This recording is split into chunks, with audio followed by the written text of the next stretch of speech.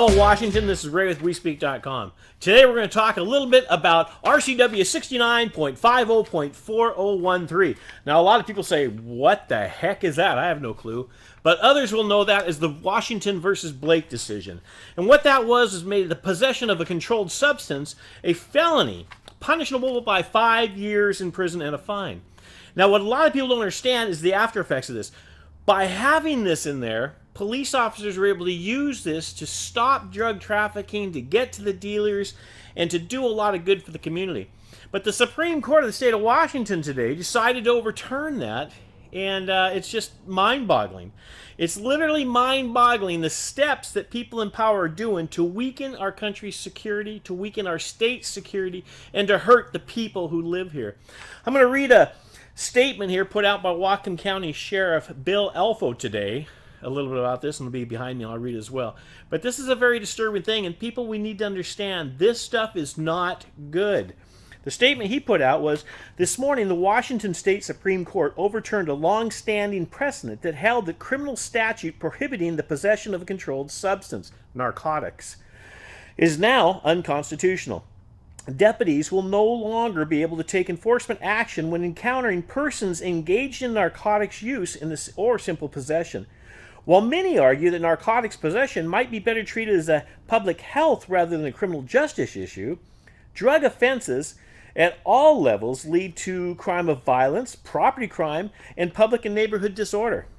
The law enforcement laws prohibiting the possession of narcotics also lead to identification of dealers, the disruption of the organized criminal enterprises, and the treatment referrals for use of those in possession of small quantities through the Law Enforcement Assisted Diversion Program or drug court and other options.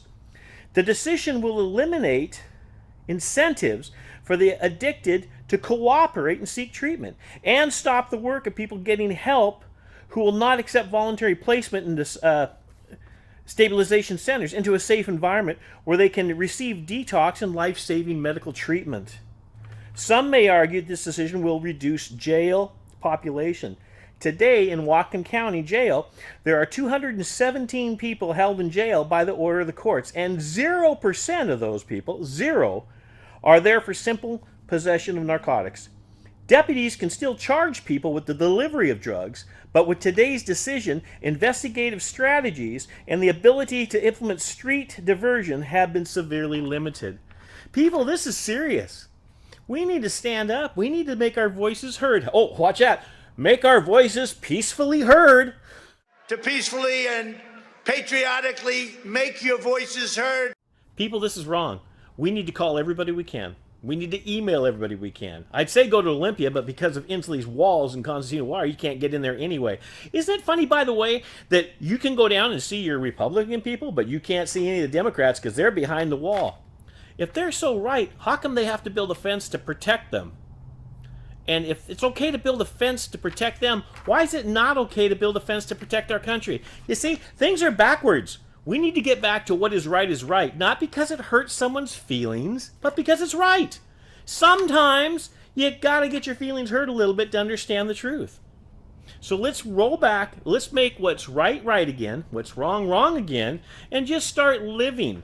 I'm not saying go out and judge people, but I am saying start doing what's right because it's the right thing to do. From Ray Gilbride at WeSpeak.com, I hope you have a tremendous day. And remember, be kind to the ones around you. Thank you.